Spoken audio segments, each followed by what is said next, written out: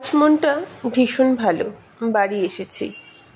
তো আমার যেখানে দেশের বাড়ি কুটিঘাট, সেখানে যাব বলে বেরোলাম। তো সেই জায়গাটা যাওয়ার জন্য সুবর্ণরেখা নদী পেরিয়ে যেতে হয়। ব্রিজের উপর দিয়ে পেরিয়ে এলাম। চারিদিকে শুধু দেখছেন বালি। গোপী মানেই বালির জায়গা। আমাদের সেই রাস্তায় আমরা ঢুকে পড়েছি। দূর থেকে দেখছেন যেটা, সেটা হচ্ছে রামকৃষ্ণ মিশন। আর পাশে নীল রঙের যে বিল্ডিং দেখবেন, এটা সরকারের তরফ থেকে করা গেস্ট হাউস। এই স্কুলটা হচ্ছে আমার কুটিঘাটের প্রাইমারি স্কুল। সোজা চলে গেলে দেখা যাচ্ছে আমাদের মন্দির। 1972 সালে মন্দিরটি তৈরির কাজ শুরু হয়েছিল। এবার এই মন্দিরটি শুরু হওয়ার আগেও 4 বছর আমাদের বাড়িতে পুজো হতো। তারপরে পাশে আবারও কিছুদিন ছোট্ট একটু করে পুজো হতো মহারাজের আশ্রমে।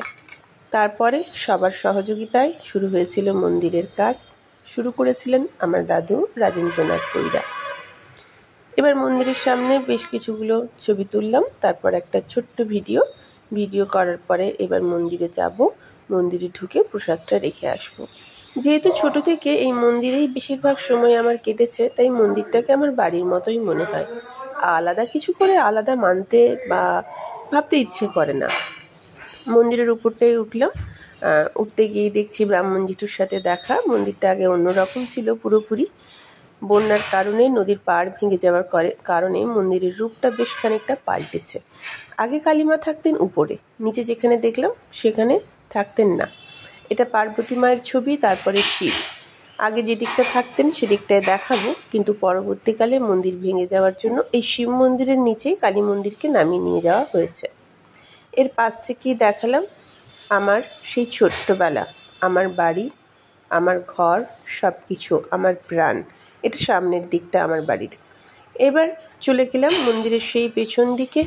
এখানে বিশাল বড়, ওই যে ছোট্ট একটা দেখতে পাচ্ছেন মন্দির একা দাঁড়িয়ে আছে, ওই রকম 3টে মন্দির ছিল। গোল রকম একটা জায়গা ছিল কালী মন্দিরের চারিদিকে। এটা পুরোটাই ছিল মন্দির।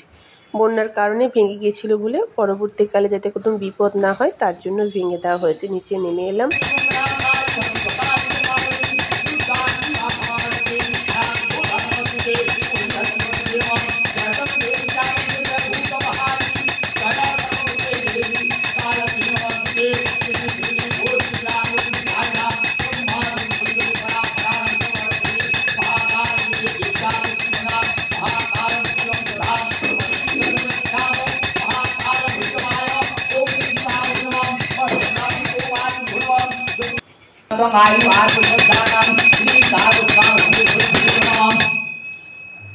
ব্রাহ্মণজিটু পুজো শুরু করার পর, পুজো শেষ হওয়ার পর, পুষ্পাঞ্জলি দেওয়ার পর দুজনে মিলে কয়েকটা ছবি তুললাম। তারপর শুধু আমার কালী মায়ের মুখটা তোমায় দেখাচ্ছি, দেখে নাও কালী মায়ের মুখটা কেমন সুন্দর না। মুখটা আমার তো ভীষণ ভালো লাগে এই মুখটা দেখতে।